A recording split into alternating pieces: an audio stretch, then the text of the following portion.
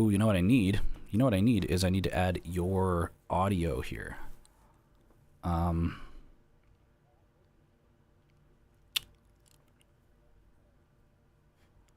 do I do that? Yeah, I think I need to go to settings, audio, and enable desktop audio. Can you talk? Hello. Yep. Now I need to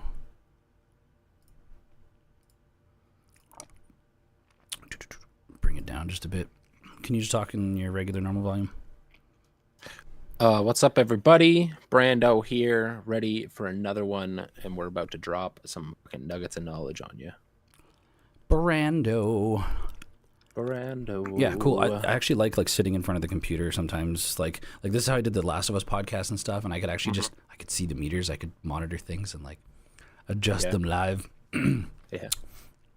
Yeah, so we got volume from us. We got volume from actually let's hit the phone before. Let's just go and see how it sounds on the old phone. Oh. Ha ma ma ma. Yeah. Doing some checks. We got volume from us. We got volume from. Actually, let's hit the phone before. That ASMR of your lozenge there. Here I am trying to test on my phone, and Brandon's not talking. Oh, sorry. What do you need me to just talk for a second. Just keep talking. Yeah. Well, Tanner, I'd like to take this moment to just really just share and smother you with my appreciation.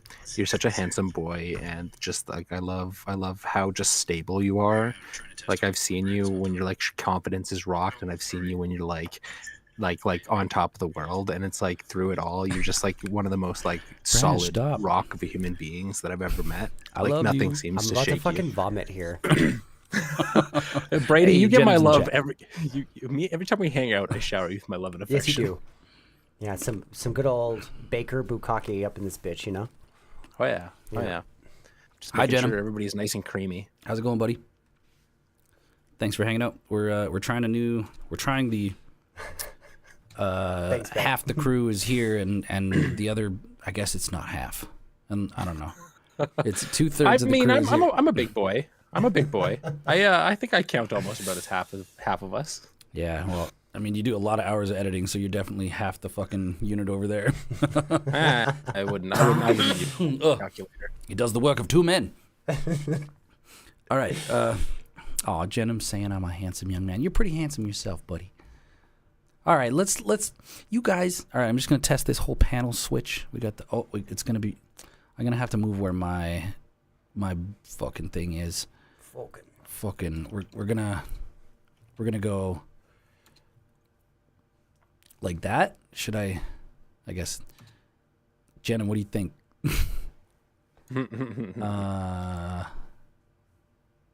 You know what? What I'm gonna do is I'm just gonna make it smaller.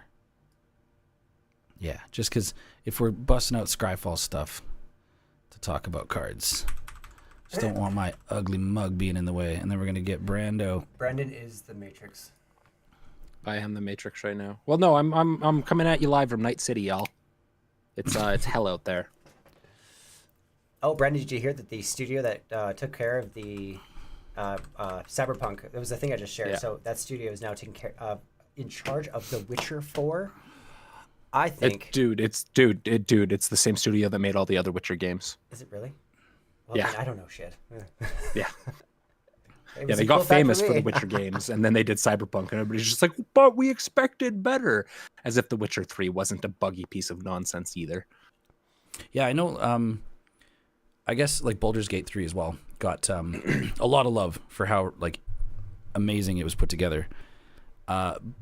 But there was a lot of people saying that it was just perfect and there was no bugs at release. And after a couple weeks, people were just like, that is just not true. It was kind of a buggy mess as most games are, but not Cyberpunk level buggy. But then again, man, you want to talk about fucking internet crowd dogpiling? Most people with opinions don't actually have opinions. They just have other people's opinions that they're recirculating. What, like deck teching? Net decking, you mean? What is it? You said deck teching again. Deck teching. You know what? Whatever. Tomato, potato. Potato. Yeah. I was just watching. Oh man. Okay, we don't have to talk about videos of my son. We should get on track. We should do an intro. Who wants to take it off? I guess I'll take it off. Yeah, might as well. We'll get into it. What are you typing a novel to someone? I can always, see baby. you. Always, baby. Yeah, I'm just finishing up the Facebook post. Okay, I'll wait till you're done that. Okay. Ooh, totem. Just gotta link her up with some info. And then yeah, I should be able to just and then come back and not have to cough in the mic. Yeah. Hopefully I don't cough too many times and just ruin this. Posted. Posted? All right, are we ready? Posted. Yeah, we good. All right. Welcome back, everybody, to the Rogues Passage podcast. It's getting to the point now where I don't actually remember what number this is, which is good. That means we've been at it for a bit and we're sticking to it. Like 13. Or something. Yeah. Yeah, I think this might be 13. But actually, yeah. No, this is 12. It will. Oh, yeah. Our It's notes. literally our the notes name of say the 12. notes. We're starting off on a... I'm Tanner Cherry. And this is the first time that we were doing slightly remote. So I got... Brandon McPie here, everyone. Hey, how's it going? Yeah. And then down in this corner here... You've got your favorite rogue Brando. Maybe not your favorite, but certainly one of the prettiest ones. Yeah, we have the veritable Neapolitan of rogues here. Neapolitan of rogues. I like the pink color. I bet it'd be the pink color. Yeah. So we got tons of topics, man. We wrote down hordes of stuff to Let's talk see if about. we can get to all of them, but they're all juicy. First one, Wizards. Let's talk about the tournament. No. You flat-footed me. Sorry, I was just dramatic pause. I was gonna say, why the fuck is Crested Sunmare still not legendary? Come on, Wizards. I mean, it is a good point. And look at that. Look at that Crested Sunmare. We need an errata. They just have to go for the I just dropped 10 hits of acid version. Yeah, what is this from? This says it's a secret layer drop. Yeah. For those watching on YouTube and Twitch. Wow, I didn't realize there was a rainbow version of Crested Sunmare. That's pretty cool. Mm-hmm. Anyway, Wizards, come on. Gotta rectify this. Gotta rectify this. Why you do it? I want... you know what? You know what's kind of funny though is I guess we really don't need Wizards to do it because there's so much Rule Zero discussion nowadays of people just being like, whatever. I'm just gonna play a partner pair that's not legal, like an illegal pairing. Yeah. And people record episodes with it all the time. I should just build it. Just do it. Actually, that'd be a fun idea for an episode. Let's just pick a card each out of Magic. We'll build a deck that's shouldn't work because obviously the commanders aren't legal. But yeah, illegal commander decks. I love it. Okay, I call Crested Sunmare. Let's do it. Let's make it happen. But Air Horse 1, buddy. I won't be able to. Yeah, Air Horse 1. I won't be able to bitch at Wizards anymore. I mean, you still can because then it's just hey, make it so that anybody can do this. Yeah. Or inspire the better masses. yet. Wizards at some point print Crested Sunmare as its own on-the-shelf commander box. Nice. Do a good old rotation of the mono whites. Put 5 mono white creature commander decks on the shelves. Crested Sunmare is the white. Okay. You don't want to give any love to the other colors? Well, I don't know what I'd really do for all the other colors. There's a lot to choose from, and I haven't put any thought into that specifically. You're failing here. Let's jot it down in the notes for the next one. But yeah, we should talk about the tournament. We are fresh off the heels. Almost a week now, I think. Yeah, over a week because it was on Sunday and it is now Tuesday. So it's been over a week. Hi, Toda. Novoboros in the chat. We hosted a tournament at First Player, the local game store that's in Calgary here. Awesome people. We did Two-Headed Giant Commander. I'm sure we've told you this many times, but now we're on the other end of it. And 2 of the episodes are up as of right now. 2 of the feature matches that we've recorded. And it was fun. It was... Yeah. It's interesting doing a Commander format in a competitive environment because I guess that's one of the things that I want to talk about first is that specifically I was tasked at reviewing the deck lists and making sure that none of them were too spicy. Yes, you were in charge of making sure nothing failed. Yeah. I think for the most part everything was good, but there was a delta of like money spent on decks. Like there was one team that spent less than 500 on the 2 decks, and there was one team that spent almost $19,000. Yeah, like our team not spent, but like the cards was were like around $3,000. Yeah, there was a lot of money. I tallied it up. I think there was like $45,000 worth of cardboard in those lists. That's still nothing to sneeze at, but that's still nothing to really be like too impressed by either in the grand scheme of things, you know? Yeah. But unfortunately, it was great. I mean, I think everything went good. It would have probably would have been like.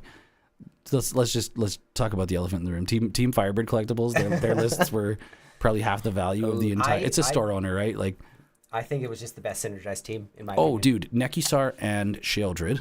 Like, I remember when I saw the lists, I was like, "Oh, that's so dirty." But I really did think about it as if like it doesn't really get online until after turn 4 or whatever. I mean, like I feel like our team did the same mechanic of like trying to lead into a really strong, fun mechanic. And what I wanted to do was basically use Sakashima and Kodama to basically copy as many Sir Conrads as I could and have a really good time with that. Yeah. And we actually did very well. Actually, the only time actually, Brandon, you were there, was for the first game where we were able to do that punishing combo. We had I think 3 or 4 copies of Sir Conrad, and then there was a field wipe on the stack, and then you guys went from 46 life to 12 or something. I think so, something like that. You dealt like 30 something damage. Yeah, it felt really good. But that was our only actual hurrah that entire tournament, because otherwise the rest of it, like the one win we got from it was just really savvy, smart play, and obviously the 99 really looked out for us, you know, heart of the cards and all that. But yeah, pretty much every other game that we played, there was so much spice there that night. I'm so grateful for the talent that turned out. Oh yeah. To that as well, Tanner, though. Yep. I guess one of the games that Team Firebird played off camera was a turn 3 win. Well, I know that it was off camera, and I believe, Gavin, was it Gavin Baldur's beat down their team? Yeah, they did say there was a turn 3 win, and we were kind of asking people not to play with it. It was like, it's so hard. I mean, we also covered that there was a chance that 2 Power 8s doing it together in a team synergy tournament were probably going to get there, unfortunately, despite the fact that we were trying to, you know, at least affect people or, you know, influence people enough to avoid that. At the same time, when you I think especially for Power 8 though, there's certain cards that maybe need to be evaluated if we ever do like a Power 8. Or just like 2 teams, right? 2 teams on that kind of a level. We're just like, okay, if it's one person, like 1v1 or free for all, something like a Jeweled Lotus probably doesn't make that much of a difference. A turn 1 Shoulder the Apocalypse with the Jeweled Lotus, like that's just guaranteed going to happen if that's in your command zone and you pull the Jeweled Lotus. Yeah, that's pretty good. What's wrong with a turn 1 Shoulder the Apocalypse? That would be hard. Don't get me wrong. That's an amazing play. In a Power 8 level setting, that's not a Power 8 level play. Anyone who be effectively dancing with my bay correctly gets me going. Oh, yeah. Children for life. Children fan club over here. But then to that, Brady, what your favorite spell of the month? Annul. Is it just power? Is it just CMC 1? Yeah, or CMC 1. Let's bring it up. Counters target artifact or enchantment, and it's okay. So yeah, Jeweled Lotus will get right past it. That we did for all of them. Yeah, because I and you were there at least. It wasn't with Annul, but I got to counter a turn 1 Metacrypt with a mental misstep. No, dude, that was us. So you did that to Wingbeard. Yeah. No, Brady, that was me. That you did that to Wingbeard. That was no. That's what I'm saying. I got to counter it during that game. It felt good. It felt really good. Yeah, it felt good. Absolutely. Well, that would have been a turn 3 Shurkai apparently. So. Oh yeah. If not sooner. So what? Looking at Shurkai, actually, I'm not really familiar with that card and like its play patterns. It's very. What is the upside? Like spicy. Why? Can you explain why? I will apologize now if I cough and if this stupid lozenge in my throat makes noise on this honestly, camera. I can leave that to Brennan. Brennan understood it a lot better. I've piloted against it more than I've never played the card personally. I know it does a lot of really cool combos and it can potentially win very, very early in the game, but how do you spell it? Shurikai? There it is. SH. Yeah, there you go. Oh, Shurikai. Yep. You're probably watching on the thing that makes it strong is that it's not a creature right out the gate. while it is an artifact, while it is an artifact and there's a lot of artifact removal, having your commander be able to come out as an artifact and not a creature, I think makes it very powerful in a lot of ways. Especially because you don't have to wait for its ability, right? There's so much, especially in blue, of dropping artifact costs, and Wingbeard abused the heck out of that as much as he could, of bringing down the cost of Shorikai. But for you to be able to drop Shorikai through whatever amount of mana that you have, kind of thing, you drop him to pay 1, tap, draw 2 cards, discard a card, and you create a creature. That's an incredibly powerful ability. And in a Azorius kind of deck where you're probably facing a lot of card draw and a lot of stacks, that's free real estate. That's just free real estate. Yeah. Nothing bad with free real estate. Yeah. So, I mean, tournament was a grand success, right? We were able to live stream it. I mean, The anxiety was not getting the right internet quality. Yeah, and but then we got it, and they were like, "Woo!" Yeah, right. Everything Last without a minute, hitch. we got patched through to the main line, and oh geez, let me get back here. Yeah, it was super fun. It was we actually like I left like 75 minutes for each round, kind of thing, and then like 25 minutes in between or whatever. Way too much time. For the power level that we were doing, like every single round of the tournament was compressed, and we were out of there like an hour and a half or an hour and 45 earlier is what we wrapped up. Which, I mean, damn, like people came slinging. Yeah, games were done fast, and then we were like pretty much always ahead of time. Then we just basically sat on the spot, started adjusting our times, and it felt good. It felt so good. Yeah. Yeah. Like I think it was only one game, one round. I can't remember whose team it was, or what teams there were. There was one game that like made it to the 15 or like 10-minute mark, and that was the longest game. Or I think that was actually the last round. They recorded the last recorded round. I think the longest game, was the last round between the two best decks.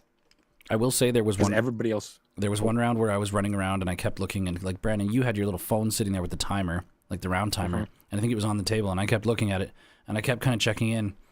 I think there was one round where I didn't realize that like everybody had finished their matches, just nobody was reporting. Yeah.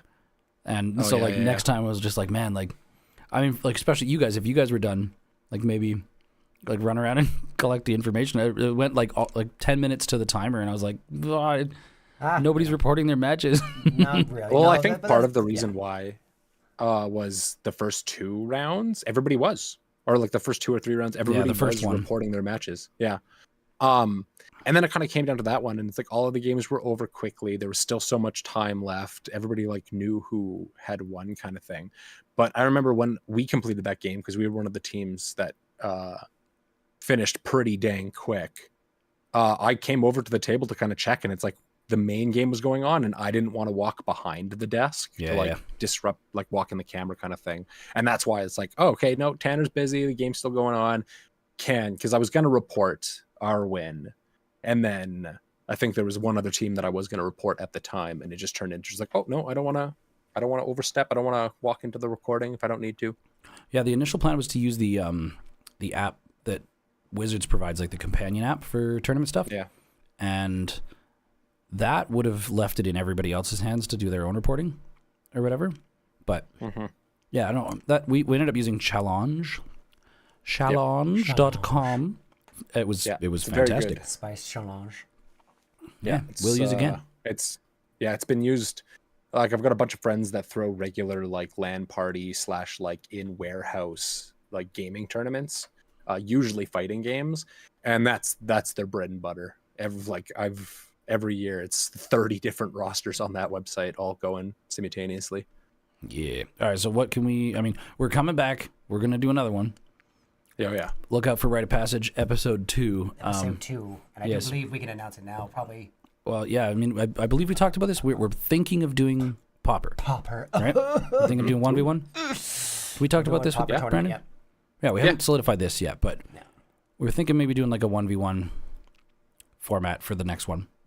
And then I don't know how many players do we cap it at, and we'll see how much. I think that'll be one to contend with. Depending, it'll have to be store maximum probably. I really do want it to be at Phoenix Comics, and honestly, this will be a lot easier for people to join because Popper is affordable, You could really do anything you want. You could obviously like source a deck style that you want to do, but otherwise, sky's the limit for if you want to show up with your own custom brew. Yeah. You know what's funny is I can't wait to like compare the price of all of the decks of like all the teams from this last one was like 45 grand worth of cardboard. Yeah, tops is and like then $500. Yeah, and then like a pauper tournament, it's like It's a foiled out man, deck. I It'll be foiled out. It'll be the foiled out deck with a certain like print of cards, and that'll be the one like, oh yeah, like let's say I went with my pauper deck, which is Infect, and that's at least $100 at least for the 4 blighted agents. Yep. So yeah, those blighted agents, foil blighted agents are pricey. yeah. Same with the foil arboreal grazers.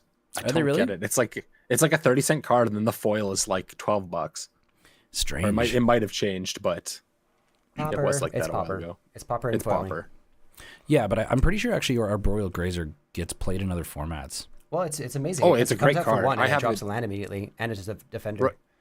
Right before we were doing this, I was playing Arena. I've got my mono green historic brawl deck. Yeah, it's in there. The amount of turn ones is just like, oh hey, turn 1 is 2 lands. Turn 2 is 3 or 4 because it's mono green ramp. Oh, I had 5 mana 1 turn. It was a Soul Ring, or sorry, whatever land it was, into a Soul Ring, into an Arcane Signet, into an Arboreal Grazer. I felt like a god. Yeah. I was I swear my deck was Tawnos the Toy Maker, and it was just bulk. But I happened to have good artifacts and some synergies already going on in the deck, even though the rest of the deck list was pretty weak. And I felt, with Tawnos' ability of copying every beast and bird that I cast, but he basically conceded after 5 turns. Like, I don't have the win. He's like, that doesn't matter, man. Like, look what you have. I was like, yeah. I apologize.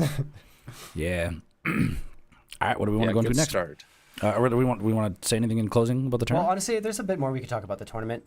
There was a lot of amazing plays. I'm really grateful that my expectations for Team Synergy was met. There really was. Even some of the teams that didn't get to shine, the games that they played independently outside of the official matches were amazing. I got to see a lot Outside of of the feature cool match? combos. Yeah, outside of all the feature matches, I saw a lot of cool combos, and everyone was pretty chipper. There was obviously with Team Firebird Collectibles making some waves, even though they didn't win. I want to point this out to everyone listening right now. They did not win the tournament.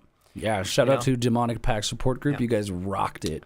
Yeah, so very specifically, as much as they were feared, and I think this will, because Shieldred was one of the commanders, I feel like this will bleed into some of the things we might talk today, which is net decking, and also proxies, as well as just conduct and rule 0. Because Shieldred is one of those cards, one of my absolute favorite creatures, period. Every version of her I adore, but she turns so many heads and makes people salty immediately before she's even played.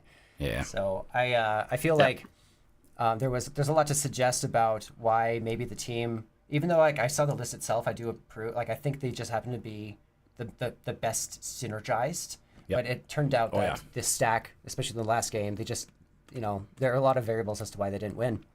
Well, I mean, they were going for the throat like turn after turn, and the guys from Demonic Pack Support Group just had the interaction. Yep, 100%. And that was it was like Yeah. so even exciting. our game against them, I think I kind of screwed up because we were already not looking good in terms of life totals and their synergies popping off. But I had the counter spell in hand. I had the other counter spell in hand, and it was just like left up to just like, okay, no, I'm gonna play my commander. I think we're maybe safe here for a turn. And it just turned into just like, oh, no more open mana. Here comes 2 wheels after a shoulder dropped. And I'm like, oh, that'll do it. Yeah.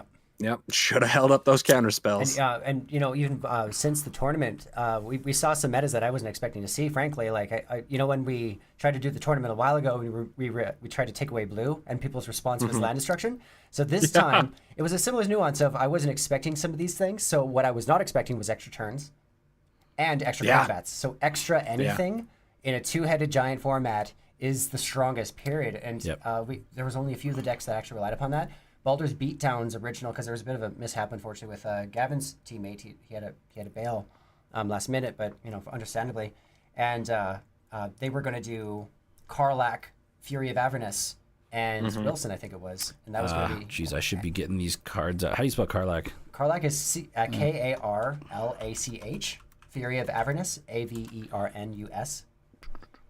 Fury of Avernus. Here we go. We're going to hit over here. So, yeah, so pretty much this is as a companion. This would have been, I think, one of the actual winning decks. I love the concept. Red just ramping out hard. I'm not sure what the background was. It may have just been mono red extra turns, but honestly, with whatever the background could have been, there's a lot of really good juice you can make when it comes to Karlach. And then, yeah, we all know Gavin's Wilson deck, which, turn 3 can actually also win depending on the circumstances. All it needs is double strike and some other, like just the way that Gavin's played it before. You can get it really Voltron very, very, very fast. Wilson So that was going to be their thing, and they were just going to go for like, very simple compounded 1-2 combo, utilizing just extra turns as well as big beefy bitch, punches to the face. And that would have been amazing to honestly see, but instead it was they actually got more wins than our team does. Tyson was able to come in for the tournament. Bless you, Tyson. Thank you so much again for doing that. And he was playing Ishai and Elsior, which originally actually from my first birthday tournament that I did a while ago. He was my team. Same deck basically, essentially. And Elsior was the one that Elsior is the one that gives Ward 3. Yeah, it's the one that you were playing as well. It's the one I was playing. And Tyson was able to do a lot of obviously Zorius control while Gavin did all the beatdown stuff. So that was amazing to hear, at least, because I was worried. When you go into a tournament and your teammate, understandably has to bail on you, and it's out of your hands, and you have to kind of completely reframe yourself again with somebody else that you're not necessarily familiar with. Like they're friends, but like playing together, that whole thing. There wasn't a lot of history there, so.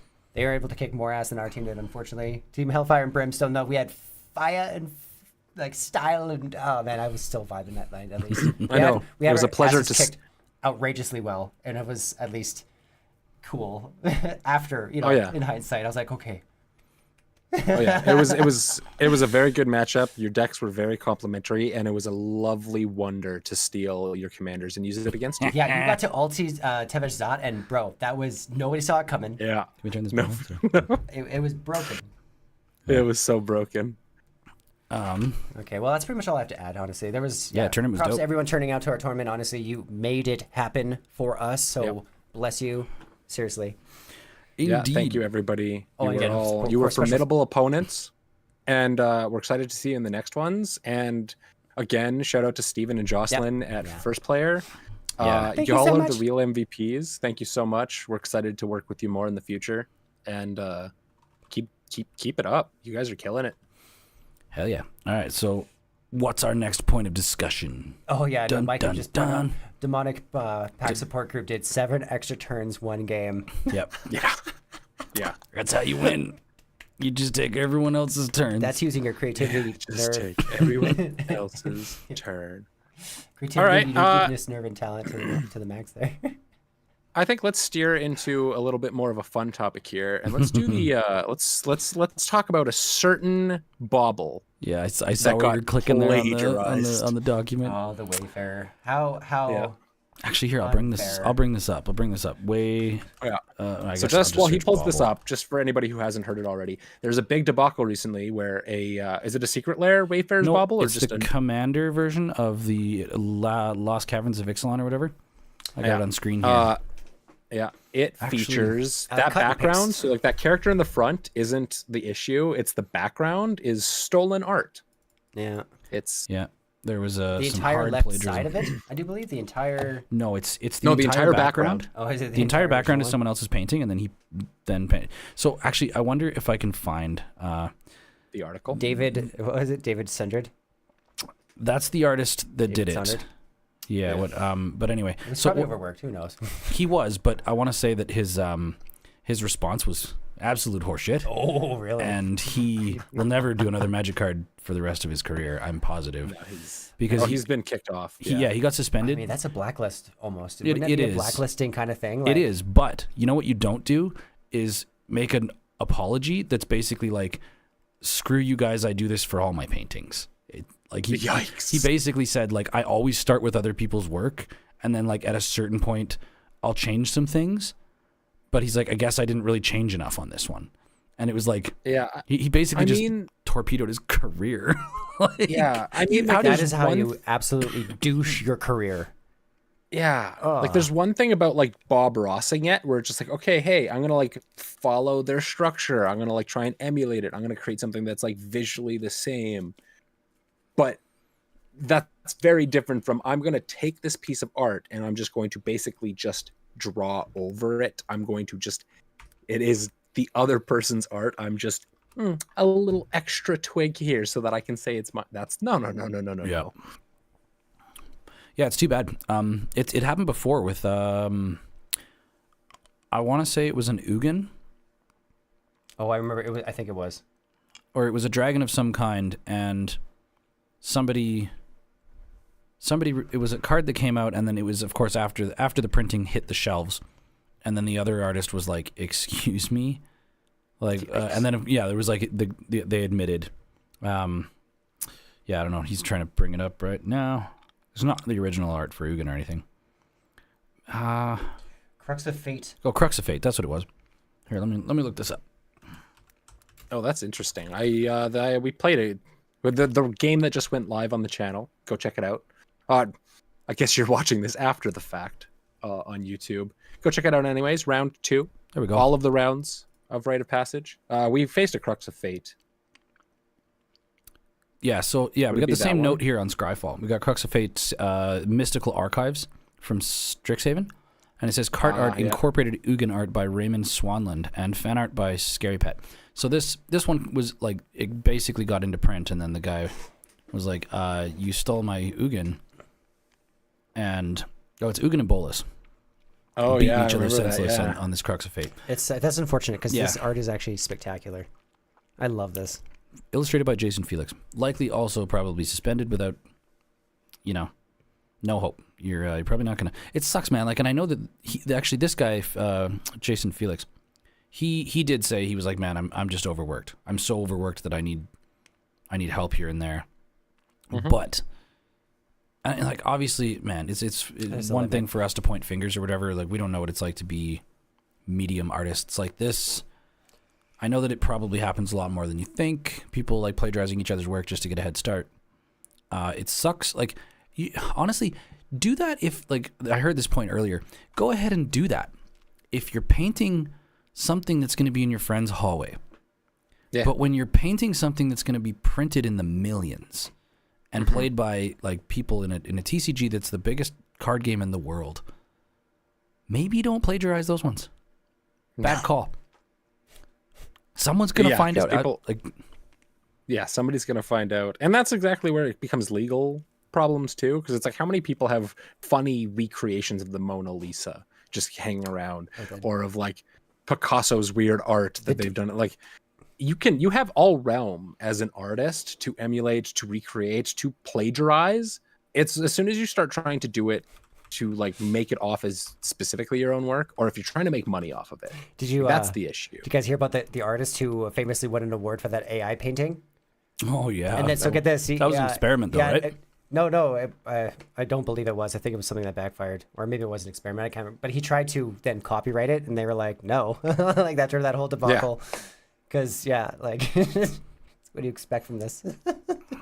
You prat. Dude, things are about to get weird. I heard some shit about how the engines, like the AI engines that people are using to make AI art, are the golden age is behind us, apparently. Because apparently now that the amount of art that's being churned out of these AI generators, like these things, the amount of art that's being created digitally through AI art generation is now flooding the internet so much that they're now gathering reference from their own creations type thing. Which is like diluting the quality, and eventually it's just going to make no sense. Like, I actively use DeviantArt, and it's become an issue of like, there's so many awesome artists who have just tried to use it as experimental and have unfortunately started leaning into it of just like, oh, all of this art that I'm making with AI is just getting clicked on so much more, all of this. And it's like, there's a serious level of just like some of the first stuff, almost like the background behind me. I don't think this is AI generated. It might be. It's from Discord. Oh, is that Discord doing that? It's Discord doing that. But it's like, it went from like landscapes like that to like, oh, all of the buildings are jank and all of this, and people are passing it off because it's like, oh, it's still just getting so much more clicks and like being liked and favored it all so much more. And it's like, oh yeah, it's not a healthy precedent. Yeah. Well, so don't plagiarize people's art. especially if you have a come Don't on, like be if you're a dick. if you're a fantasy artist and you have a contract with Wizards of the Coast, don't fuck that up. Yeah, That's the egg. That's the nurture. Yeah. You don't fuck that up. Yeah, that's my dream. I want, or one of my dreams. I want to make art for them. I'd love to have something I've made on an actual Magic card. Michael Boyer says there's a difference between image generation and art generation. Yeah, that's for sure. It is, man, 5-10 years, well, I guess 10 years ago, nobody was thinking about this. No. Nobody, and now, like, I mean, I have a 2-year-old. The world that he has to grow up in, and AI art. Rebecca Gay is my favorite Magic artist. You know what? One of my absolute as well. Heck yeah. Yeah, shout out to Pungus in the chat. Rebecca Gay, Yeah. definitely Yep. some of the, well, actually, is it Guay? Now, will that come up with, I want artist, Rebecca. Anyway, we should, yes, can we, we got the thing. This is, sorry guys, this is our first time doing, So are we at the looking for computer. Like top live here? search yeah, stuff. next topic. Oh yeah, you want to talk? well, I think the next direction, if we're talking about art specifically, sorry to steamroll you boys there, is other art that's kind of tickled our nerves in the wrong direction. The Jurassic Park Secret Lairs. Oh god, yeah, let me pull this shit up. I'm not as affected as you boys. Well, you know what? I grew up with that kind of like, I still remember some of the merchandise for Jurassic Park, and just like some of the imagery from those from the Secret Lairs actually is akin to that. So it's like that kind of dated 90s, like Hollywood theme art that I just appreciate. See, Brady, about it. that's not the issue. The issue is right here. is okay. Also, can we Shout out to that. shout out to this locust god that what is it? 10 o'clock? Oh fuck! Did I miss? I guess there was a 10% off thing we could have got. Might already be done. Oh, it should. Yeah, I think we missed the 10% off. What am I missing Anyway, here? what are you missing? Let's. How do I bring these up properly so that I can see them? Scroll down. Oh, scroll down. Yeah, there's. So Brady. I'm going to show you this one. Pose me. Bro at me. Give me some of that diamond Tyrannosaurus Rex is Itali, Primal Storm. Mm-hmm. Itali is a Spinosaurus. Clearly. Now, you want to know what pisses me off even more? The Spinosaurus card is Regisaur Alpha, which is clearly a Tyrannosaurus Rex. Yep. Now, you'd think that this might have been a mistake, but then you realize that they did this maliciously because the Triceratops is Wayward Sword Tooth. The herbivore is the Sword Tooth. This is a pretty big fail. We're not even done. Okay, Rampaging Ferocidon is the only one that I think is good, right? It's a Velociraptor. I think Rampaging Ferocidon was a Velociraptor. Right? It's a raptor of type, yeah. All right, Brady, you want to tell me what's wrong With Indominus Rex? with Indominus Rex? Well, First of all, it's Polyraptor. And it costs Which is a green 6 card. green and green. Yeah, that's the first thing I picked out. I was like, why are you doing this? Okay, That looks like a blue card to me, does it not? It's so blue. It's a mono green card, printed in all blue. We're not even done. These are the 5. These are the 5 in the secret layer. Now, if we go back here to God, what is it? Colossal Dreadmaw. Colossal Dreadmaw. Let's go find the secret layer of fucking Brachiosaurus. The long neck. somebody in management was getting really, really fucking high. Yeah, you guys are high. Look at every other printing of Colossal Why Dreadmaw. would you reprint Colossal Dreadmaw? Is there actually any merit to this card right now? Oh, Colossal Dreadmaw is going to be printed 50,000 times by the time they're done. They love this card. Oh yeah. Why? But look, Yeah, they're obsessed. is that not a vicious Tyrannosaurus Rex of some kind? I don't care about any of this anymore. Why is this card important? Why did Colossal Dreadmaw get printed as Brachiosaurus, Wizards? What I think it was, and I think it's the stupidest move. I love on the their art. That's part, it. That's all is I gotta say. I think they specifically were given two things. They were said, okay, these are the card arts. We need to feature like the mascot species of the Jurassic Park franchise. That's not a problem. The Italian Tyrannosaurus Rex is the most egregious of them because you literally, why not make Atali, the Spinosaurus. No, this, you know how like sometimes people do marketing, they do things to just rile people up so that it generates These apples interaction. are oranges. These oranges Chaos marketing. are apples. Like Now, one thing, I know, okay, so Pungus in chat, he's saying, I just got the permission denied card. It's Samuel L. Jackson. Yeah, so Samuel L. Jackson, because he was in the first Jurassic Park, he is now illustrated on a Magic card. Yep. But the even better thing, I don't know what card it is. So it's like the only one with the actual it likeness is is accurate. Has anyone noticed that? Does anyone want to talk about that? It's like the only one who's been given any proper, like.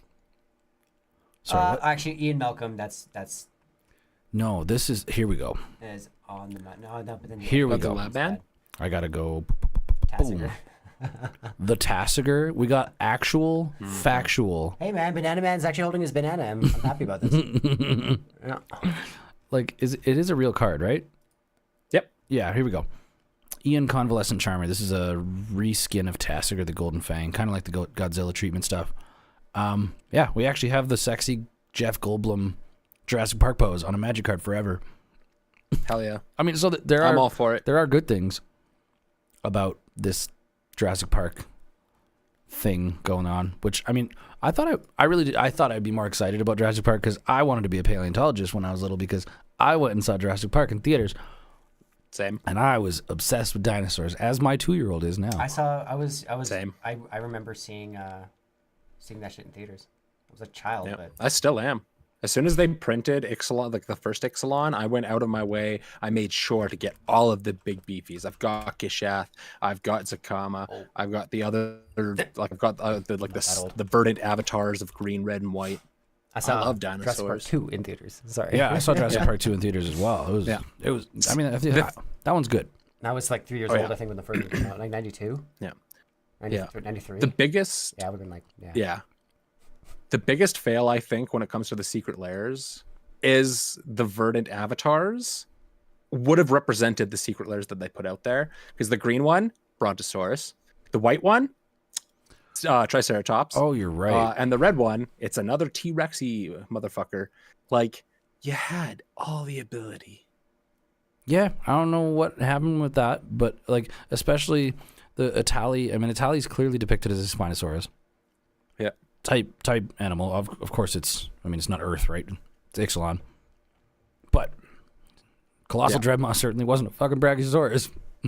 No. They were too obsessed with whether they could that they didn't stop to think of whether or not they should. Quality Jurassic Park quote. You get props for that. Always, buddy. Props. Always. I've watched all those movies into the dust. All right, now that we've shamed wizards enough, twice in one podcast. Should we start shaming the players? Yeah, let's shame. This is something that we've been tiptoeing around. Actually, is the very public shaming of net decking. I got it right. Second time now. I'm very proud of myself. I keep saying deck decking. Well, yes, but no, but yes.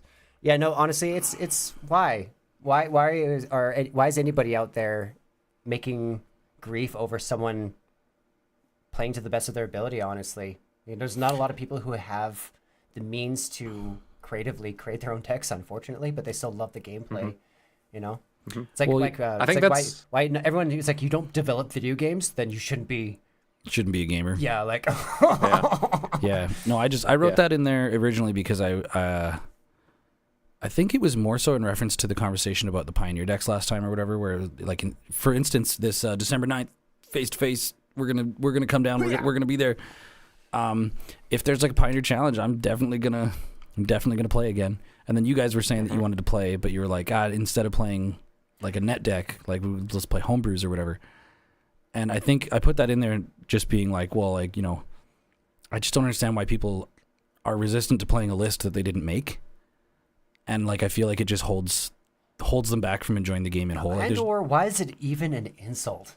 Well, How is it even an insult? I've played in the past, or not even my personal experiences. I'll say like what I've seen just like on friggin' forums and shit on the internet is people just being like, oh, well, you only won because you got that list from the internet, or you net decker this, and it just it's like, I just see it as like so strange Because I mean, what it is it's like all hobbies, like all art forms, like everything. It's gatekeeping. yes, It's somebody. It's just like there's no other term for it. It's just gatekeeping. It's some people have a way that they like to play a game or that they like to do something, and that's not a problem. But then, as with very human fashion, we like to say that the way that we do things is the only right way to do things, and anybody who does things differently from us, it is a the matter villain. of perspective. And so here's my really absolute is. here's my absolute verbatim take on this. This is my own writing here. Self-educating comes in whatever mode you need to succeed as a deck builder. Making it deliberately hard for yourself makes no sense when there are plenty of reference tools to achieve better deck construction. And if that's what you like doing, then literally all the power to you. Like, it doesn't make sense to actually. I don't know. We're talking about humanity at the end of the day. And one of my core philosophies Psychology. in life is includes magic. It's so perfectly human that how people play and communicate in the game is indicative of their very character. And you can try to argue me this away you can try to argue me as much as you want, and I will disagree. This is one of the most human games ever created. The actual human psychology goes into it in every second of it. Unless you just want to put on a mask and just lie, you're putting way too much effort in being a psychopath at that point. But Yeah, go play Jumpstart. Jeez. yeah. I want to there's for like months and months I actually had to leave. What? Props to Mike's little statement there. That's lovely. What? 100% gatekeeping. NASCAR drivers don't build the cars. Yeah, hell yeah. Bam. Right? You got people that are purpose-built Fucks with that drivers one, and boys. people in the pits. But anyway, so I had to leave. I had to leave a Magic group on my Facebook or whatever social media because I was just getting too furious with like how immature people were. It was a Magic the Gathering arena players group or something was the thing. And I gotta say, ever since Magic Arena ported to mobile, there is a whole subset of degenerate, like childish mobile gamers that came to Magic, and they were the mobile gamers that will screenshot every little interaction and then go to social media, post that screenshot, and then like bitch about that person and be like, "Oh, you screw you because you're doing this." Blah blah. Blah. And it's like, dude, tell it to the person you're playing against. We don't care. But you know. that's the thing, Tanner. They can't. Wait. They can't. They hope. They're fishing. They're hoping to the best of their ability that their absolutely superbly, cropped image will do the damage that they couldn't. Yeah, I mean, part of that too, Brady. You're absolutely right. I think it's a little both sides of they're either bitching because they think it's going to make them feel better, or they're bitching because it's somehow going to make them more popular on the internet. Yeah. Yeah. The one thing, and this is Neither another is a shout good out look. to you, Wizards, with you not listening. I get trying to keep Arena safe in the context of what you can communicate to your opponent, but God, not having chat. I give us like a dialogue tree to say instead of just hello, your turn, oops, good game. Like give me 15 options so that I can actually like string something together. I think, in my honest opinion, only one fucking option. Okay, good game. Period. Oh, dude, the harassing. yourself. Yeah, shout out to we got Drake here in the chat. Thub Hey, baby. He says if NetDecky was bad, then MTG Arena was the worst thing that could have happened. Yeah, dude. Kind of. Well, not only that, you can go to MTG Goldfish and right click a deck list and just like paste it in. But there's people that the thing is like this Facebook group that I was a part of briefly. It was just like 30% of every post, like every post was just, oh, I'm playing against this deck again. Like, be original. Why are you playing this list? Like, oh my God, just another person playing this list. And it's like, all right, like how much do you feel that you can impose what other people are like, how they play or how they interface with the game? And that's the thing, like mobile gaming, Magic, Arena, like you're so many layers removed from sitting across the table from a real human being that like the way that people act, the way that people carry themselves is so weird. It's really hard to not be petulant, especially when you have trauma. And there's a lot of people out there who are probably butthurt for many, many reasons. And then all of a sudden, the actual issue isn't with Magic the Gathering at all. But like, what are they going to do?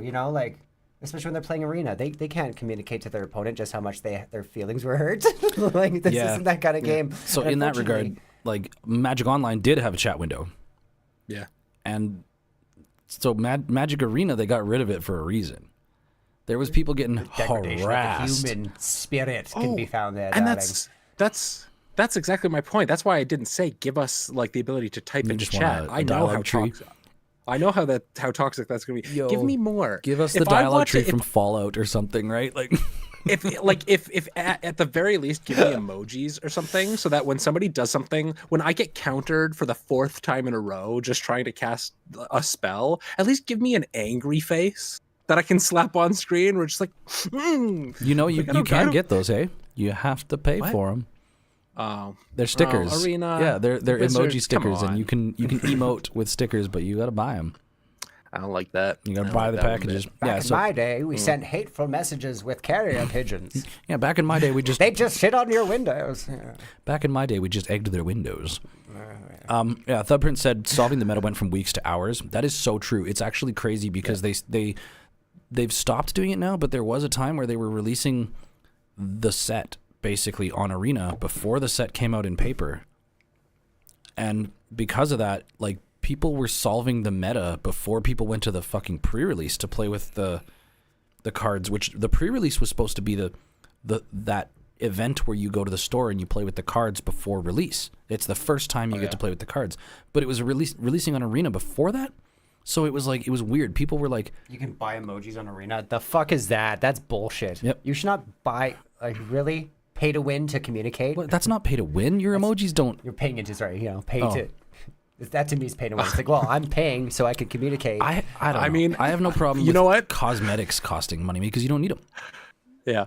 I mean, you know what? I'm going to say I kind of agree. The emojis shouldn't cost money because one thing and one thing only. The amount of games I've won on Arena because I just hit that good game button when I know I've lost and the person just auto concedes because they're like, they think I've got some secret plan. And it's like, no, dude, I'm saying you beat me. And they're just like, oh God, he's about to board wipe me and win. No.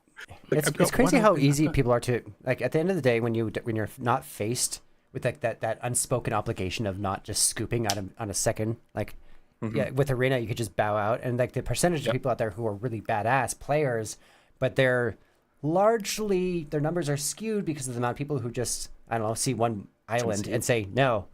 No, I played mono blue in standard right now on Arena. Sorry, everybody. Hey, Sorry, Yeah, you everybody. are the enemy. But You are the enemy. the amount of games I win just from like turn 1 island go, turn 2 island counter their first spell, or like even just turn 1 spell pierce or whatever, Yep. insta concede.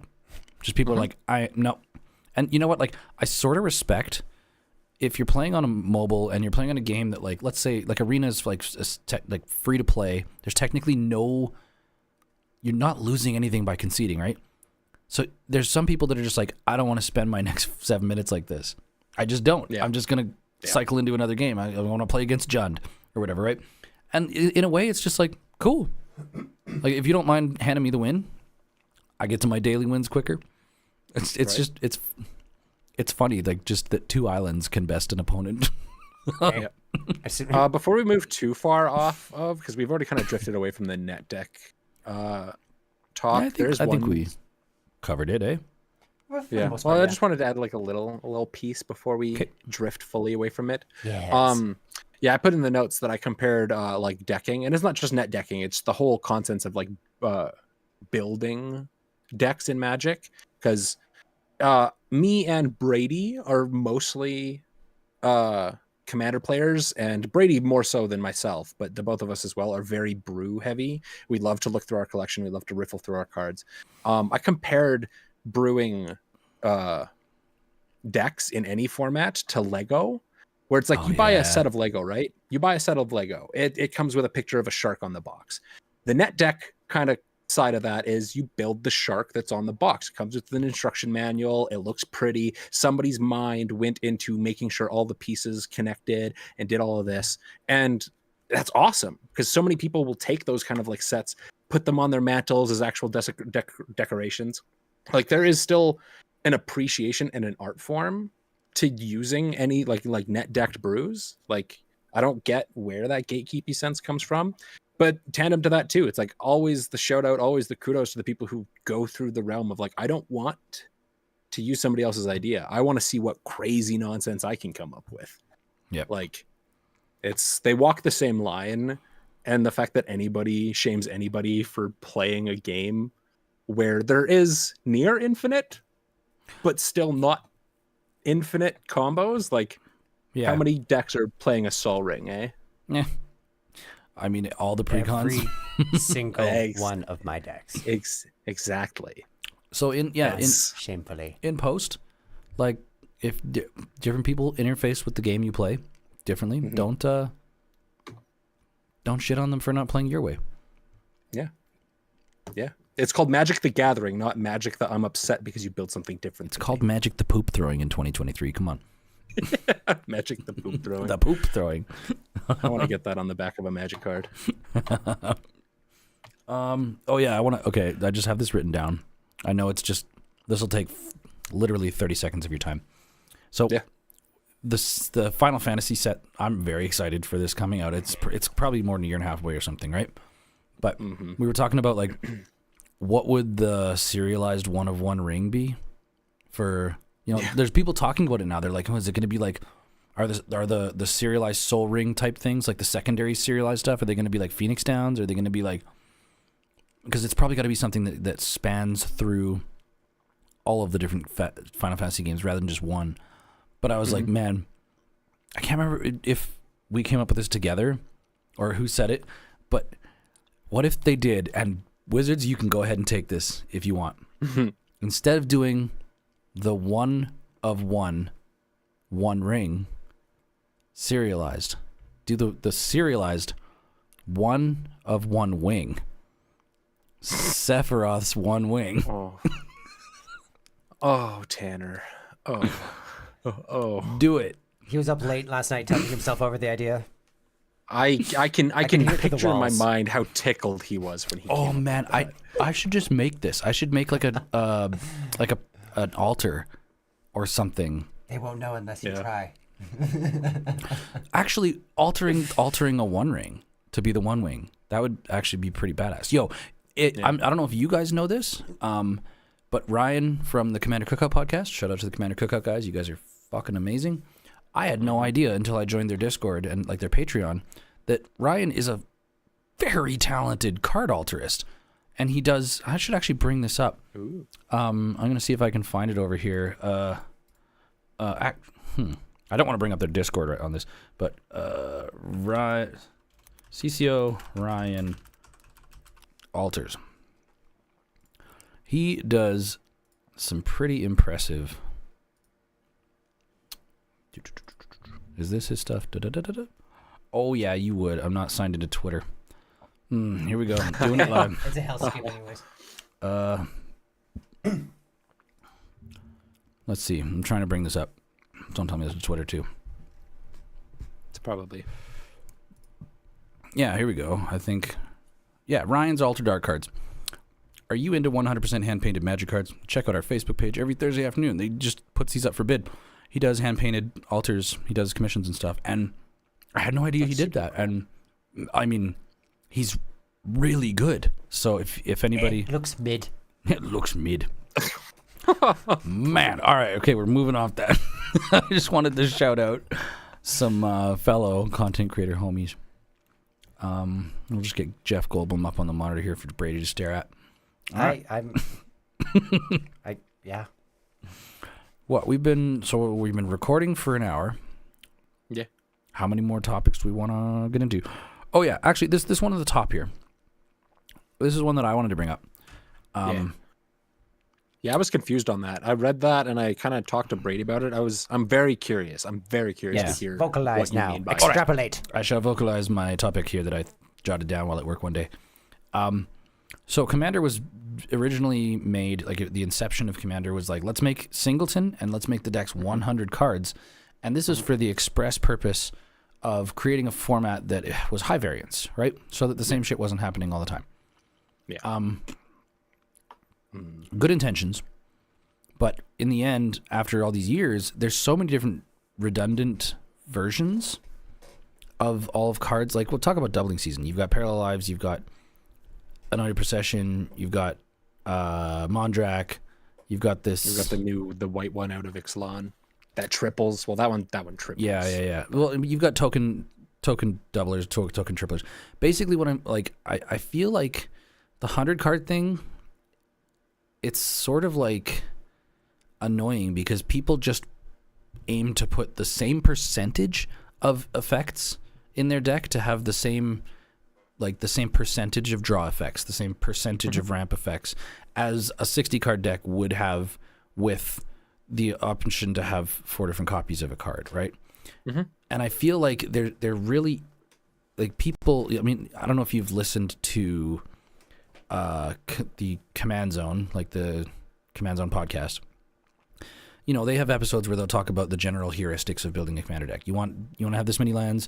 You want to make sure that you have 10 pieces of ramp, like 10 artifact ramp, or whether it's rampant growth, or like you want to have, like, if you really break that down, like 10 out of 100 is 10% of your deck is ramp cards. If you look at like a standard deck build of a 60 card deck, your mana base is the same percentage of the overall build. Your ramp is the same percentage. Your like, I feel, and then of course you got all these tutors. Like if you're playing competitively or whatever, you can just tutor for the cards that you need. I feel like at a certain point, it's like, man, dealing with 100 cards is just an unnecessary pain. Just admit you don't like Commander. No, I do. I still like it, but I just see so many holes. I see so many holes in a format where they're like, let's add these rules. To garner this effect, and then the effect isn't being achieved. Well, so you're just playing with 100 cards. I get what you mean, and I do kind of agree. But if I can, I'd love to throw just kind of like something out there with that. It's like I've got a couple different decks that rely on tokens specifically, and that's probably one of the bread and butter ones that you're talking about. Because you can talk about like mono green and 1/1 or 2/2 drop creatures that tap for 1 mana. It's like at this point there's hundreds. We're just like, okay, yeah, pick which one you want in the deck because they're all the exact same basically. Mike makes this absolute. You interrupted the boy. I can't do this though. True Magic the Gathering. You did that to me as well once. Oh no, but just let him finish his point. A true Magic the Gathering brewer would design all the cards. Do you imagine that? Yes. Who has the time for that? Sorry. Who has the time to? I joked about doing that. I have hand drawn proxies, and there was at some point I will get to it. There was a nuance of one day I'm going to draw my entire deck. I'm just gonna do it, all of my own official art. It's gonna be real bad. Oh my god, I thought you would draw your deck as in draw cards, but you're actually talking about illustrating. Oh yeah, illustrate the entire deck. Excuse me. It's gonna be so good. Brandon, I want you to do that with your Garruk's Uprising aesthetic, please.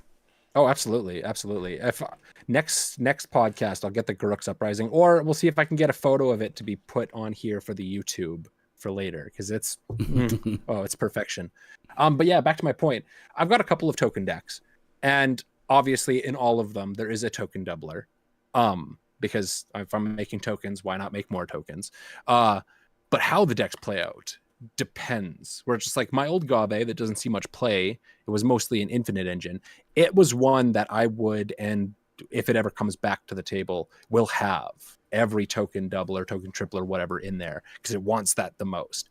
But then I look at something where it's like, I look at something where it's like my Jetmir, and my Jetmir wants to make tokens, but my Jetmir wants to make sure that I'm just getting the most value out of the cards that I'm playing. So I have a lot, like I would put a Mondrak in there. I think I have Parallel Lives in there, but the Parallel Lives is probably coming out now that the Mondrak is in there, because it's like, I don't need that many tokens. I need 9 creatures. That's all I need. And then realistically, the deck does what it does. So that's 2 token decks that want to functionally work in a similar way, but like one is going to use that and be the redundancy that you're talking about. Well, one is, it'll have one, but it's never going to meet that redundancy. Yeah. It shouldn't ever meet that. I'm not so much saying that like the 100 card singleton is not achieving any variance. I think it does, but I think that for the most part, people, or at least like from the years of listening to the Command Zone and stuff, them talking about the general heuristics of how many pieces of ramp you need, or how many pieces of, how many creatures you should have. And it's like being the fact that it's, I guess, the same ratio. I mean, ramp is kind of just ramp. Yeah. Like artifact ramp all kind of does the same shit. It all achieves accelerating your mana base. Well, I mean, it's ramp until it like is let's say your commander depends on ramp and it's a winning strategy. I think that's the 1 in 10 example. But aside from that, you want variances in your deck for the building. I was going to say once, Jordan Cross, he helped me with my Atla Palani deck like a long time ago, and he helped me cut. I was basically Sorry, make sure you're talking to the face. Yeah. I had Parallel Lives and Anointed Procession in the deck, and frankly, I still only have the Anointed Procession because I don't, it helps with my curve because it's not necessarily a very green intensive deck. But having that's just one slot because that could be like potentially game ending for the 1 turn, but that's 4 mana in Atla Palani, and the curve is pretty tremendous because you want to basically cheat out those big bitches, right? So on average, having anything that could take up space for anything from like card draw, ramp spells, anything at all, is actually more of a risk than it is a benefit for a deck that does potentially want maybe more than 2 eggs at a time. But if you're not getting max value from a single creature drop from just 1 egg, I don't think you're brewing Atla Palani very well.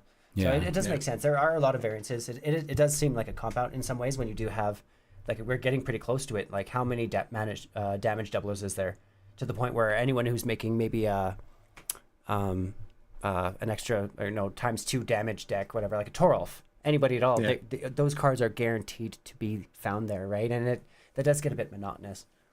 Yeah. No, and I do get the point too, where just like maybe there's a reach towards a lot of people's popularity and love of 100-card formats because of the singleton aspect. And I get where I think that's kind of part of where your point's coming towards, is where singleton has basically just become a different form of, it's just bigger 60 card. Because now you're just doing the same thing. Yeah, more it's cluttered. 4 copies of it's 4 copies of the same card, but they're different names. So is it really? And instead of that, it still carries a lot of weight when you have that many of the one ability. It does make sense. Yeah. If you can, if it's the same concept of how many times you can ramp, how many times can you do one ability at all? That's one of my favorite things to abuse recently, ever since Anacthea. Once you've had more than one, Mirari's Wake. It feels so good. It feels so good. That is the true. I feel like, I'm like a dragon sitting on a horde suddenly at this point. I'm like, I don't care if you don't like. Sure, I have 2 Grave Betrayals. Why? Because I want one to survive. I'm planning for the future. It doesn't matter if they compound. The abilities don't stack, but it's the ability is still there. Like having any excess of any ability at all, or one badass creature is powerful. Very, very, very powerful. So. Break the games when you have more than one Mondrak or more than, Panharmonicon, any of those cards that can turn a game immediately as soon as they're out, Sideways. Oh yeah. I think a part of the issue too is just why it's happening is because of this ramp up in cards that we're seeing, where Wizards of the Coast is pumping out product and there's only so much they can do to make things different. Which is like, obviously, we're going to start seeing like every set almost be clones of every other set. Because it's like, this set gets to be unique. Next set gets to be unique. The next set is a clone of the first one because these are all the things that people are playing and we want people to be excited and play them more. So we're going to print functionally the same cards with different names. It's certainly like, it certainly is turning into that percentage ratio. Yeah, and I feel like maybe we can talk about also the banned and restricted. It wasn't the banned and restricted announcement. It was just a Magic went live this morning to do just like an hour conversation about the upcoming banned and restricted announcement on December 4th. And they basically just wanted to say like, hey, like we're gonna ban things in Modern, we're gonna ban things in Pioneer. I think they were just trying to like calm people down and be like, look, we're getting there. We're gonna take some big swings here. And why did I bring that up? Fuck. There was the right. They were talking about how like each format is like, they sort of want each format to feel different. Like Legacy or Vintage, they don't have the same banning philosophy there because they really don't want to just like apply the same things to each format, because they want each format to sort of be different, because different people want different things out of Magic. And if each format has a certain feel, then there's something for everybody, right? So that like, and yeah, Commander's like the one format that, of course, they weren't talking about because they don't control it, right? Wizards, they don't have control of the ban list. They don't have control of the rules committee, which, I mean, I don't even know where that's at right now because the creator and head of the rules committee recently passed away. So who knows who's at the steering wheel? Yeah. Who knows? Unban Hull Breacher. It's time. It's No, time. no. I think we have to step back. Hey, I think Mercy. the other I think like the 60 card formats, the modern, the legacy. Well, maybe not legacy, but like especially like I see newer formats or like the more accessible formats needing ban lists. I think it's time that we wipe the ban list for Commander entirely. I'm sorry. What is it? Prophet of Krufix that's been banned for forever. Emrakul the Aeon's Torn. That one rightfully should probably stay banned. Same with Paradox Engine. I have no But problem why? with them not seeing gameplay. What? I've Yeah, seen decks that do the exact same thing that these Right. cards do with no issue. But with like, but usually it's more than one card, right?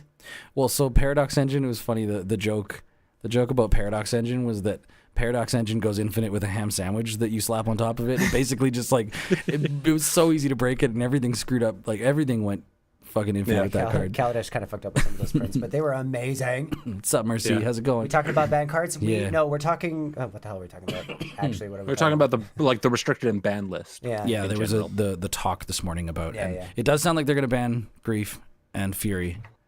Or Yeah, at least Grief. yeah, I saw that. They did. Scamming. You know what's the problem with scamming the people? scam decks. It pisses Yeah. people off. Yeah, it's not fun. It's super not fun, and that's important. When you're free recurring nightmare. Free braids. That's the one I want. That, Free as soon as it is Mono black actually braids too, legally unbanned, I'm making that deck so like I've already fucked around with it a few times as a commander, but once it's legal, date night. Yeah, I mean, I I feel the same way. Unleash Splinter Twin on Modern, man. Splinter Twin. Modern, like everything is better than Splinter Twin. That thing can come off the ban list for sure. Wow. Oh yeah. So There's so should many- Emrakul the Aeon's Torn. And you know what? fine. I We're respect that fine as well now. because how expensive is it? Yes, you can cheat it out. I don't care if that as an 15. excuse. It's still a lot of mana, and that takes up a lot in the CMC of your deck. I think Is that the one that's tremendous? 15, but then it's reduced As a- by the for cards in your commander graveyard? anyways, yeah. No, that's the newer one. It's protection No, from Emrakul, everything, and it looks like that It weird has like can't be- flying uterus. 15 bring it drop. up. Can't be sounds like that. countered. Flying, I believe trample. Can't remember on that. Annihilator 6.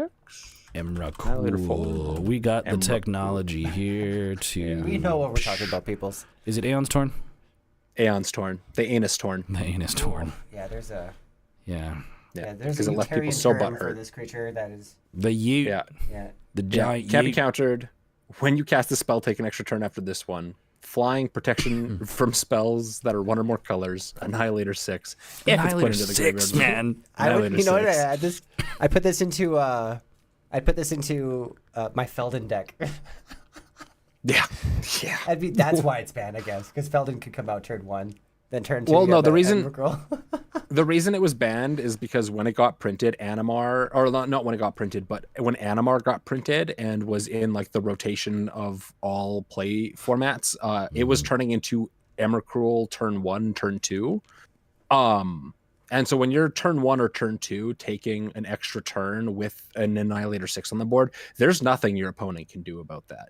You can't be countered, it can't be destroyed. Like it was turning into every deck that was trying to play competitively was Animar into turn 1, turn 2. I do recall Emrakul. Animar being the resulting factor, just like Paradox Engine actually had a stint for a while, and then Urza got printed.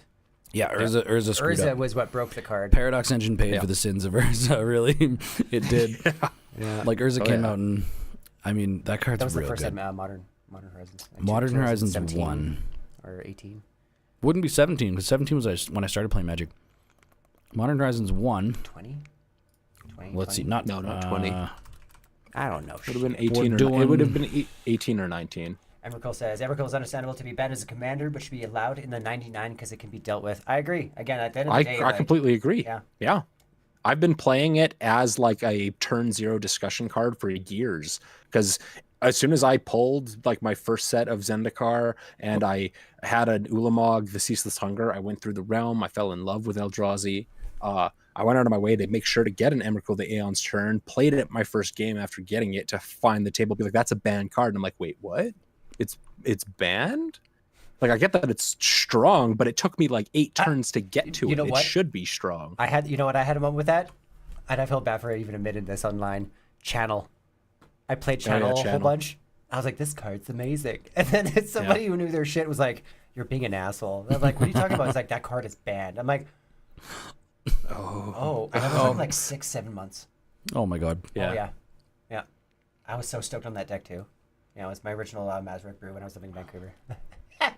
And I got excited again, and I didn't realize. Oh yeah. Yep. Yeah, Mercy. Cards are good. Mercy, you are correct. Yeah, Turgid is another great example of that. Yeah, in the command zone. Yeah, not in the command zone, but in the 99. Yeah, complete switch. I just wrapped my Turgid up again. I'm happy to announce that she is still scary. Yeah. Let's. I thought I still had that. Turgid, God, Lord of Fright. Hold on. Do I? God of Fright. Yeah. This friggin'. Okay, sorry. I gotta flip over here. This version of Do you need to Turgid. adjust your interest right now, and I'm Mr. Ian Malcolm. It's so satisfying. I'm so happy. Oh no, sorry. This is Tassiger. They did that. This is Tassiger. This is a banana man holding his banana, or almost. We're bringing it back. God damn! Somebody should please Photoshop that in there. I need him holding a fucking banana. That'd be amazing. Well, I think we know what the name for this podcast is going to be. Banana Man. Either Banana Man or Sexy Ian. Sexy Ian. Ian. Stupid sexy Flanders. Stupid sexy Flanders. Stupid sexy Flanders. Bring up the topics to see if we have anything left to. Well, we always have There's some of Brady's blurbs here at the bottom. Brady's blurbs. Brady's blurbs. We don't need to include these just yet, but you know what? I would like to talk about this. I do have an idea for an episode. Let's see if anyone agrees with this. I want to reaching out to anybody, especially watching us live right now. I want to find some couples, okay, for a two-headed giant date night episode. Let us know how that sounds to you. We'll talk about power schemes, blah, blah, blah, but it'll be live, and I think it sounds fun, especially when it comes to, let's say, Mercy and Jordan. Let's grab some people from the onlines. Let's, I don't know, apparently Alias V and her husband are living in Calgary now, which blows my mind because I'm a fan. So yeah, Alias V, if you're watching this, hit us up. Yeah, Alias V, please come hang out. I'm a fan. Yeah, we'd love to host you. Yeah, we'll have Dan and Kaylin. That would be spooky. Yeah. Mm-hmm. Yeah, well, I mean, we're gonna have to. Wait, you're talking about like a tournament or just like a night? No. Just a date night. Just date night episodes. Live stream date night. We could turn it into With our own. spice. We could turn it into a little series for the channel. Oh, just MTG date night. We already have one. Jordan Mert. See, Jordan and There we Mercy. go. Both. Yeah, showcasing That's all we need. the couples of YYC magic. Yeah, exactly. Cool. Now that this is back open, there's one thing that I want to talk about. I don't know if I said this on the podcast, but I did go on a bit of a personal rant about how pissed off I was that the Netflix show, that Magic the Gathering would basically, there's a huge hubbub over Netflix picking up a show which I think is centered around Chandra, and then the Russo brothers. Well, yeah, you famously don't like Chandra, I guess. It's not going to be just Chandra. It'll probably be. Anyway, Chandra and Gideon with surprise Jace. Blech. Yeah. Get them out of here. know what? Lead them see. all into the blind see. eternities. If it isn't Studio Mir doing the production, I have no faith, and I mean that. I have absolutely. let me no continue. They did pick up a studio. Well, the studio I think was famous for doing children's anime, but the art style was apparently okay. But the Russo brothers signed up on board, right? The guys who did Infinity War or whatever, like the highest paid fucking directors in the world, were like, oh, we really love Magic, we want this, and they were like, oh, we'll give this to you. And then a year and something went by where like no other news came out. Turned out that there was just like a meat grinder of hell of creative differences, and the Russo brothers being like, no, we're not doing it. If you want to do it like that, we want to do it properly. And yet again, like Matt, anytime there's like something like a movie or a show, Wizards fucks it up. Even the game Magic Legends, lasts for a week and then they shut it down. They just can't seem to make a good It's wrangling thing with their humanity. IP. It's that whole aspect of why can people be so toxic and blah blah blah aspect. Why do people have to shame net deckers? You know, like humanity kind of sucks as a whole, and it's impossible to please. Like, let's use Avatar: Last Airbender as an example. When M. Night Shyamalan, okay, not to knock the guy, he's done a lot of amazing movies, but fuck him for that atrocious piece of shit that literally Holy dino. Oh no, I got some vitriol about that movie. Like, Avatar Okay, fans. before going on to all this, I was in the middle of a rant here. You're carrying it on. So the Russo brothers quit. They backed sad. off. They were like, we're fucking done because the creative differences, blah blah blah. And I was pretty sure that it was as forecast that it was going to get thrown in the trash. Yeah. And apparently the other day, the production studio came out and was just like, no. We've just been scraping the shit off the floor and trying to restructure, but we're in production. Like it's being made. So I just wanted to say it is actually happening. I don't You know. heard it here first, folks. Fuck the rest of the internet. They were wrong. You heard it here first. Netflix is still a go. I'm really I'm so heckin' concerned. Is it? Do you know what? Like the Russo brothers, what studio is that through? Is it just them? Their own No, studio? they're out. They quit. They're out. Oh, okay. Yeah, they Like, quit. That makes me upset. So Studio Mirror, if it's not Studio Mirror ever. Here, let me look it up. Actually, Mercy, if you want to jump into the call, just hop. Or wait, no, I don't think she can jump in this voice chat. Can you drag her into the voice chat here in the Discord? Voice I'll of the double check blessing. one. I'm gonna double try and check look if up she- this Come to us, darling. magic. Come hang out. The guy. The And I'm sure Netflix. Mercy would agree with, I think, of this one with Studio Mirror because they've announced that they are the ones spearheading Dante's Inferno. Or no, sorry. Devil May Cry with Dante. And Okay. I'm so We have- heckin' excited about that. That is the quality I'm talking about. They're the ones that spearheaded as well. Castlevania. Do we even have much Mercy sex. in the Discord? Mercy, I don't join know. the Why Discord. aren't you? Yeah, Mercy. If you want opinions, you got to join our Discord. Yeah. Come on. While you're kind of searching that up and all that stuff, I just want to throw out a little. I'm concerned about it now because if the Russo brothers were trying to put their foot in the sand about that and then they dipped, it has me worried that it is going to be a terrible show. Yep. Purely because, like when The Witcher and stuff was getting made, they tried to do a bunch of stuff that wasn't on par with The Witcher, and Henry Cavill, the god, king of nerds that he is, put his foot down, and people were complaining about him on set being just he's so hard to work with. And then it comes out late after the fact that it's not that he was hard to work with, it's that because he just wanted to make sure that they weren't screwing up the script. Yeah. They wanted to be like, if you're going to make a show about a book and a video game that's so highly successful, make it what it is. Don't try and turn it into something else like they did with the Halo show. Still a good show, pissed all of the fans off. Yeah, the Halo show was a dumpster fire, right? Yeah.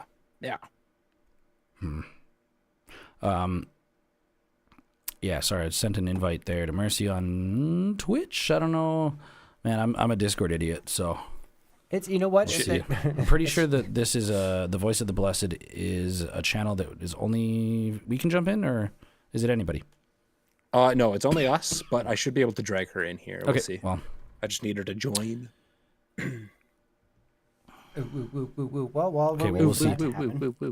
What was I talking about? Okay, so yes, no, not to sorry to interrupt. Your angry rant. Honestly, it does make sense. It is hard to please the masses with something as nuanced as Avatar came out. It created a loyal fan basis, but from the shit. Like the first season is rough, and then it eventually kept burgeoning and burgeoning and burgeoning, and then all of a sudden, most of the millennials are like, "Yeah, that's part of my Bible."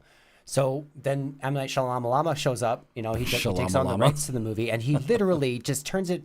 It's like I'm just gonna keep shitting in the same bucket for the next week, and then when I'm ready to bathe myself, it's just gonna put it all over my head. That's the effect that they got from that. It just I kind of respectfully disagree with you, Brady. Oh my God, Brandon, this is some couch Let me- shit. Let You me would be sleeping on the couch tonight, babe? let me voice this. Let me voice this for a second. What?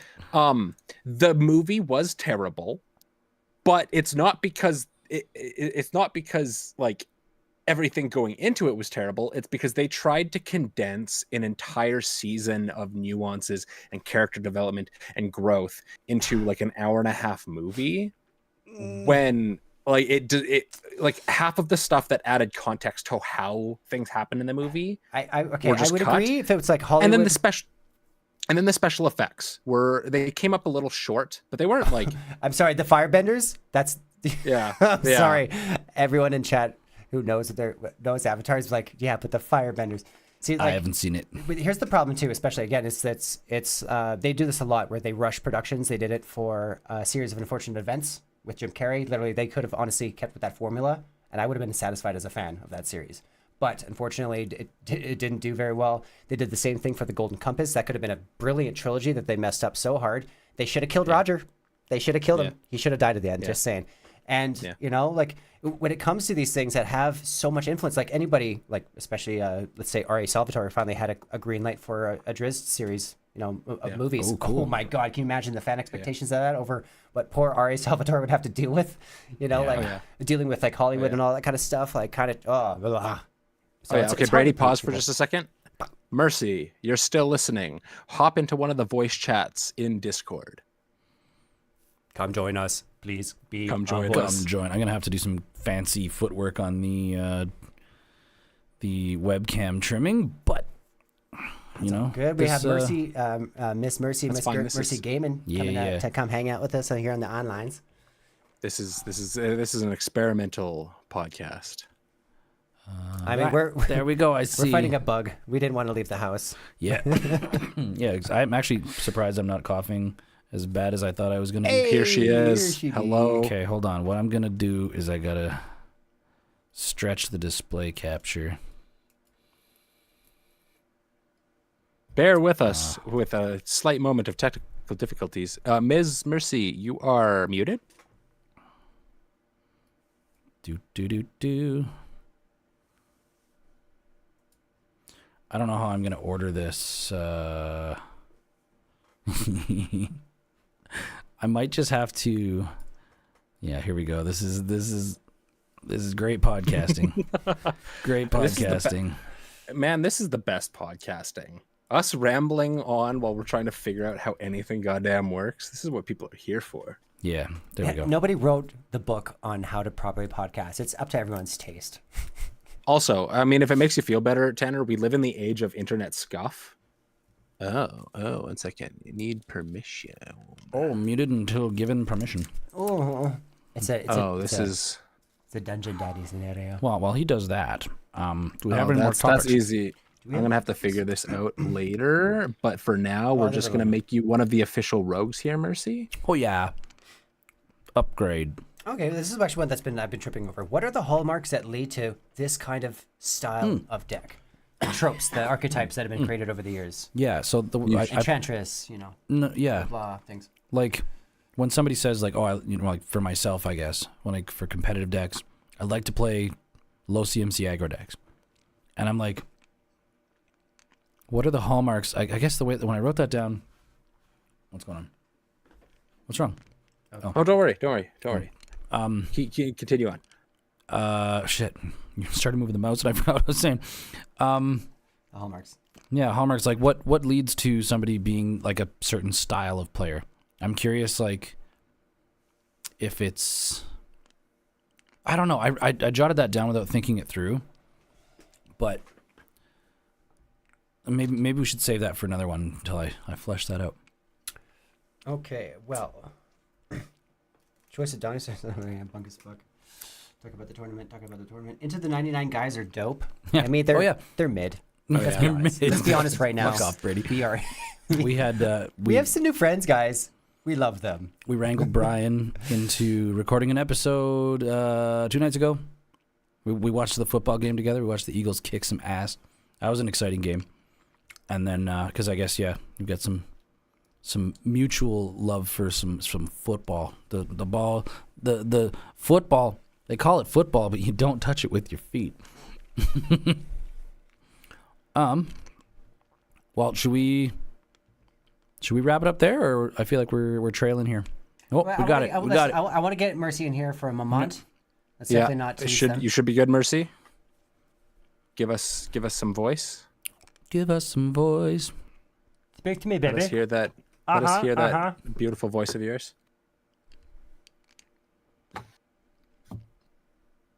Yeah.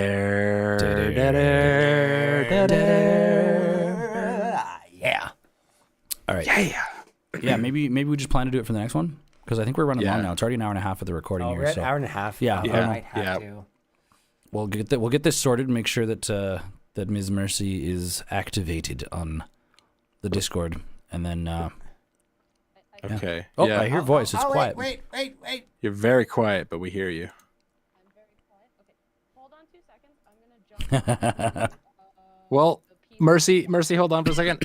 We'd love to have you, and we know that you're here. And sorry to cuck you in this way. We'll get you on for the next one. We are running a little late, and I think our boys. I think the three of us are I need maybe more cold feeling the end. medicine. I'm starting to feel achy again. So. I've eaten. You guys want to know how many cough drops I've eaten since sitting here? I mean, One, that's not 2, nothing 3, strange though. 4, 5, 6, 7. I have had 8 cough medicine drops. That's a lot. You should probably chug a bottle of Robitussin now. Yeah, Go. you guys want to dance with DXM? Let's have a good time tonight. Let's make our own version of Quaaludes, you know? We live the 80s, but in the now. All right. I guess that's our show, everyone. Thanks for hanging out. There was a ton of awesome chatting going on. Thanks, guys, for being there. Good amount of chat. It's definitely a lot more casual podcast. Forgive us. We're doing our best here with the energy that we have. Also, shout out to Drake, Thubprint. Man, Sexy man.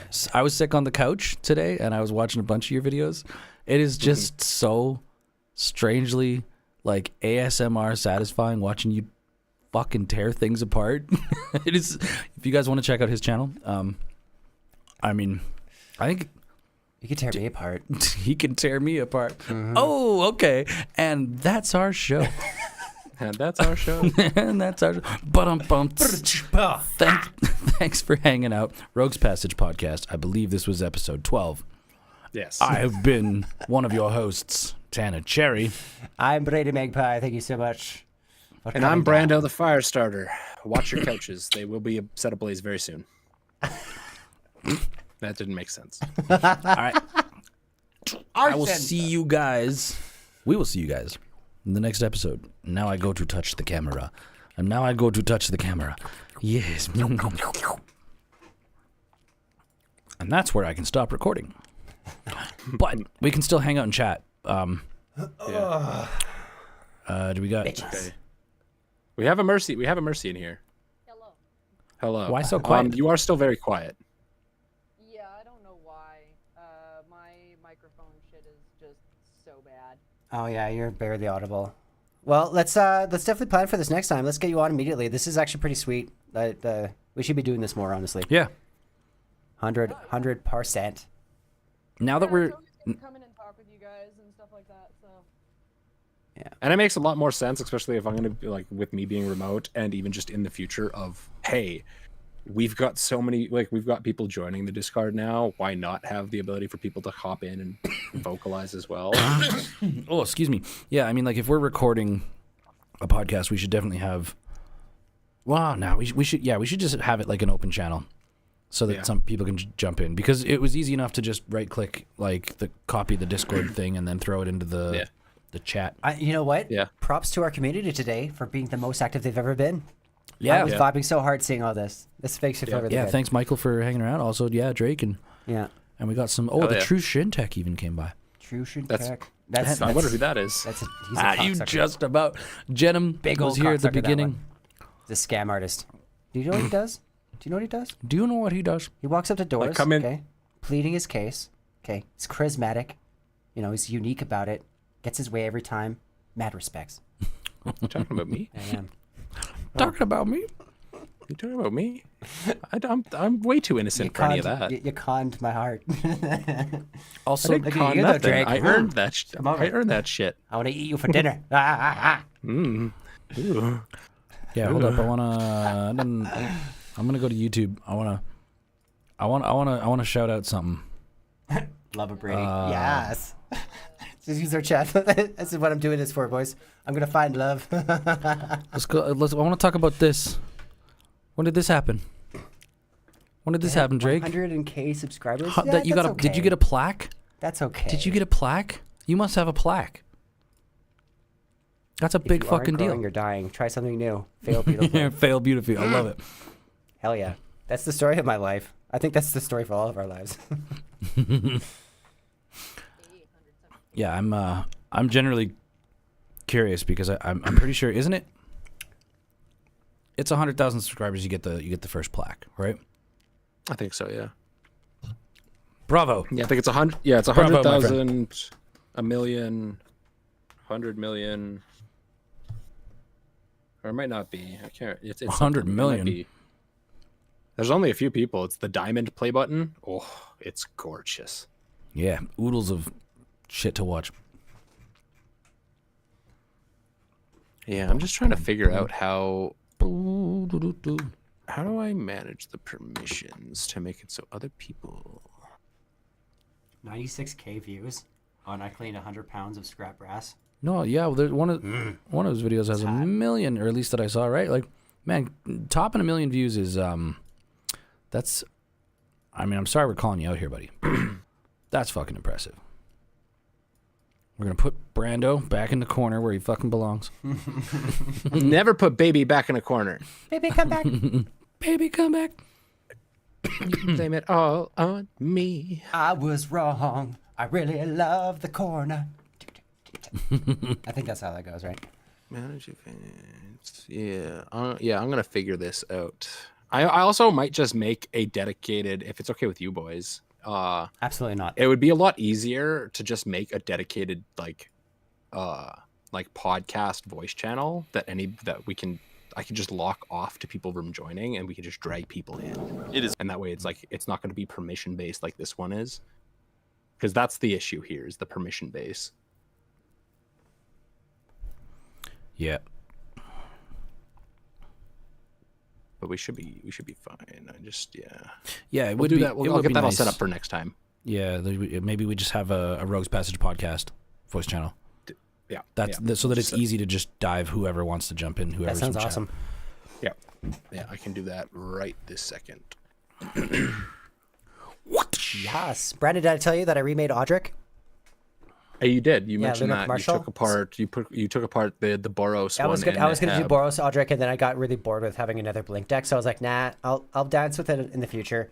But I'm so excited because it's basically the Avacyn brew. So make things indestructible, blow everything Yeah. up. The only thing I'm not doing is land destruction, but it's loaded with Yeah. field wipes. And if I can't win in mono white with combats and field wipes, I don't know what I'm doing. It's time to retire. You got to sell all your cards.